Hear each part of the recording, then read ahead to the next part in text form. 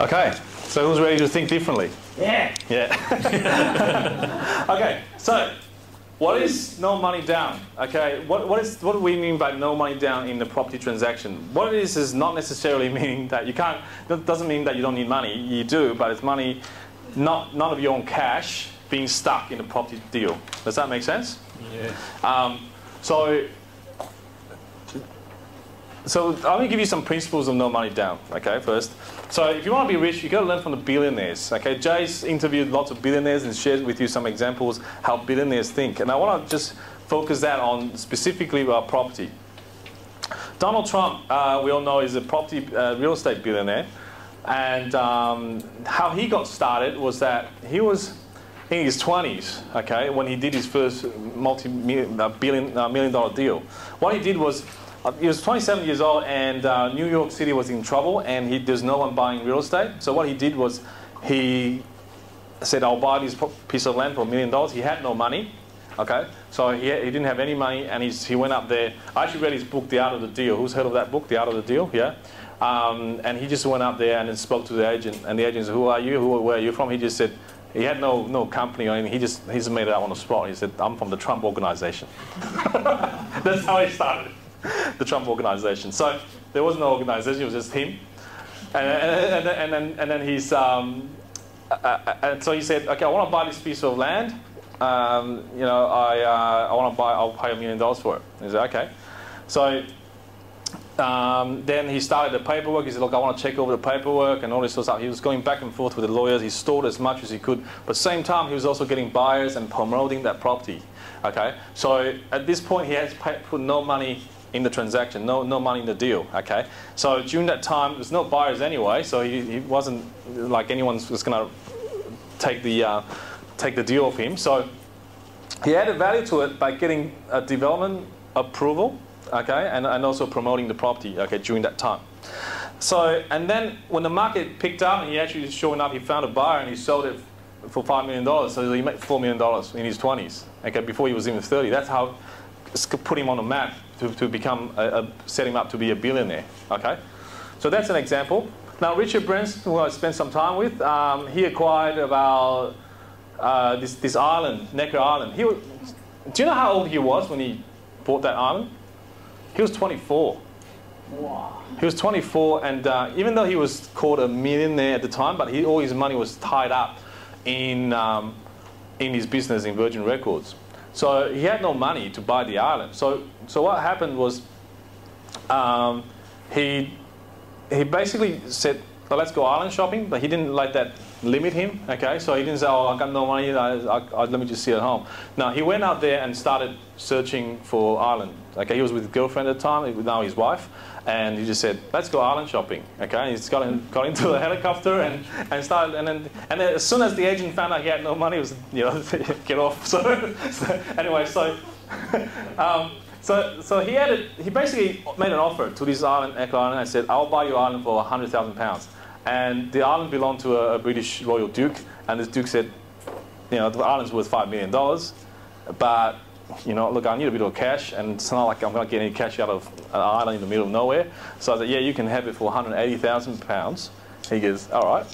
But he still had no money, so he started ringing around, trying to get finance. Basically, he got a few business people who backed him up, and he put the money together, $180,000. So he acquired this island without any of his own money, okay? And then he added value to it by getting more joint venture partners to put money in. And I'm going to show you a video tomorrow about this story. He actually says this in this video, that that he had no money to build, like all the little buildings on the island. Every time he sells a record or has a big contract with a record deal, that's when he builds a new a monument on his island. So so he had no money when he started. So this island now earns $54,000 per day, okay? All started with no money down. So he's getting positive cash flow now with no money down. So what is the formula? Can you see some pattern there between the two billionaires? Yeah? So the $1 billion real estate formula is this, all right? It's quite simple. Basically, you acquire a piece of real estate with little or no money. Yeah. You add value to it, and then you basically cash up, okay? Get cash from it. There's really no other way. It's not rocket science. Okay. So how are we going to do that? So part 1 is acquire property, leave no money down. Part 2, add value. Part 3, generate cash. The no money down part, I'm going to show you. That's my 11 different ways, which I want to cover in a minute. Step 2, adding value. Who knows some ways of adding value to real estate? Renovate? Yeah. What else? Subdivide? Yeah. Subdivision? Yeah. Develop? Well, yeah. You can't yell that out. You know the answer. So renovate, home staging. Who's heard of home staging? Yeah. What home staging is basically, it's not renovation, but it's just basically tidying up the property to make the property look a bit nicer. Yeah. You can develop. Now, speaking of home staging, we got a home staging consultant who's been speaking for a little while this afternoon. Okay, and she spends about $5,000 on a property just tidying it up, and add about $65,000 worth of value to a property. Isn't that pretty cool?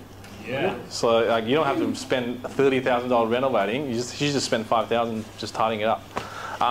Develop, subdivide, rezone is another one. You can the zoning gets zoned from a rural to a residential. You can subdivide lots of blocks. Increase income. You can get higher rent from the property. This probably works better even better in commercial real estate, because that's the price of commercial real estate is directly related to the income. Now, the way I add value is using vendor finance. Okay, vendor finance is also a way of adding value, because I consider that to be the fastest way and cost the least, because all I do is put some finance around the property. Okay, it's like Harvey Norman, where they sell a computer to you on FlexiRent. They haven't done anything to the computer. They just put some finance around the computer. Okay, that's all they did. So and then you end up paying $2,000 more for the computer. So this is because you're providing convenience, and convenience is a value. Okay, so that is a way of adding value. Cashing up, there's different ways of cash up, which I've already mentioned. Basically, you can get a lump sum in one go, so you can basically like Jay's going to cover that the way he does development, and basically he does development with no money down. He just cash out one lump sum, like what Donald Trump did with his first deal. He's made money $4 million lump sum one go. That's one way to receive cash. The other way to receive that, a lot of my properties I receive in a way of cash flow. Okay, because I've been to finance, and then they pay me that cash flow, so I receive my money using the cash flow. Or you can have a lump sum now and cash flow later as well. Okay, so some cash now, some and some cash later. So why now is a really good time to get into doing some of these strategies? Well, right now we've got the stock market still down. You've got the rising interest rates.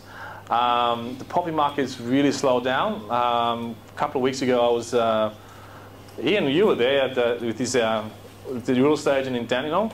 He was saying this is the most depressed property market since the early 90s or something.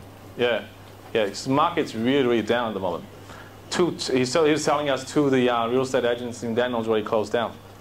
Okay, so there's much lower auction clearance rate. Last time I checked was 56%, whereas compared to this time last year it was about 80%. Okay, it's a huge drop. Yeah. Okay, this is the market condition when Donald Trump made $4 million. Okay, yeah. You guys ready for it? You guys going to take the opportunity? So we certainly are at the moment. Every day we're getting heaps of sellers and investors calling us. We just can't keep up. That's why we're recruiting more people, so who wants to share the profit.